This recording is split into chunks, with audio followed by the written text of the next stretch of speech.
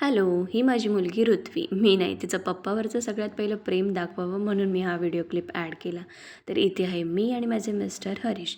आज होती आमच्या लग्नाची 4th ॲनिव्हर्सरी. त्यासाठी आम्ही गेलेलो आउटिंगला. तर सगळ्यात पहिलं आम्ही गेलो श्रीमंतची मिसळ खायला, जी खूप छान होती आणि क्वालिटी पण खूप छान होती. टेस्ट पण खूप छान होती. थोडी स्पायसी होती, पण आमच्या दोघांना खूप जास्त आवडली. त्यानंतर खरं तर आम्ही गेलेलो वाकडच्या मॉलमध्ये, पण काही शूट केलं नाही.